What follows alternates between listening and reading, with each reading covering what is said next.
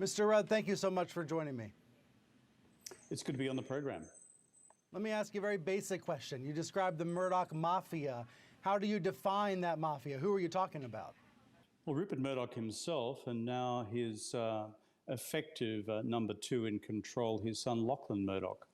And why I use the term Murdoch Mafia is that, at least in my country, Australia, where Mr. Murdoch owns 70%, that's 70%, of the print media circulation, he behaves as a type of mafia operation whereby if you do not bend the knee and do what Mr. Murdoch wants or shut up, then he comes after you and attacks you, denigrates you, with the object of delegitimizing you over time. And I've had many years of experience of it. That's the cancer on democracy in our country, Australia, but I see evidence of it also in the United States and the United Kingdom, where he also has significant media footprints. So this is something you say you experienced when you were Prime Minister. And has it changed since then? Is it becoming more intense? I think since Lachlan Murdoch took over many of the operational reins of News Corporation, we find it becoming more and more hard right, more and more ultra-conservative, more and more far right, and in the United States campaigning unapologetically for Donald Trump and the re-election of the Trump administration. In Australia, campaigning unapologetically against the Australian Labor Party and to sustain the Conservative government incumbency here, and similarly for Boris Johnson's government of the United Kingdom. And so I simply see it becoming more intense over time, and it affects the overall narrative of our democracy in terms of other contending voices. Channeling Lachlan and Rupert, they would say the rest of the media is liberal and they're just balancing it out. What do you say to them? Well, I can speak primarily of my own country in Australia, where the rest of the media equals less than 30% of the print circulation in the entire country. So in Australia, it is a comprehensive near monopoly. I'll give you one example. In my home state of Queensland in Australia, 14 of the 15 newspapers in this state are owned by the Murdoch Corporation. And if that simply doesn't allow a diversity of opinion, I am unapologetic about taking the argument up to the Murdoch empire in Australia, in the US and in the UK.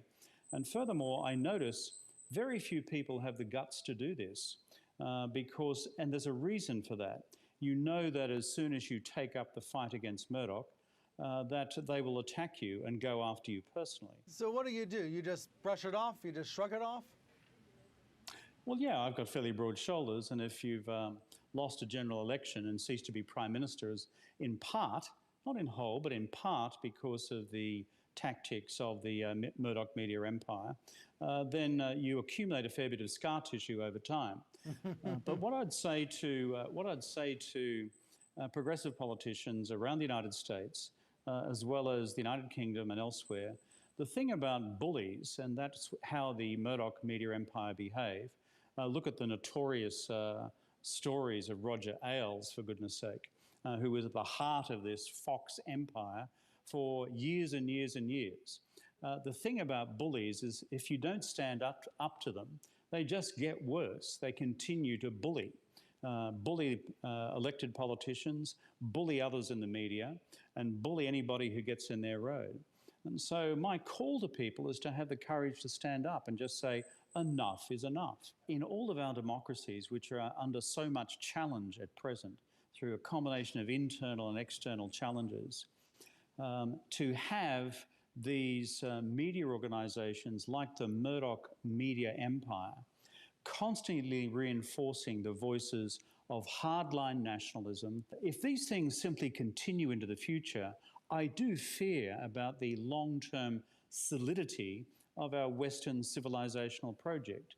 You know, the English-speaking countries have occupied a particular place within the Western world for the last 150 years.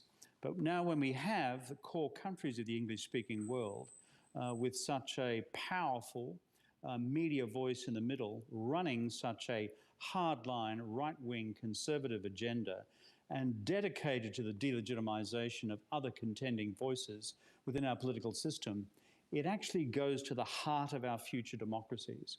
Therefore, we need to stand up and fight hard. After speaking with Rudd, I reached out to Murdoch's publishing company for a response, but a spokesperson declined to comment.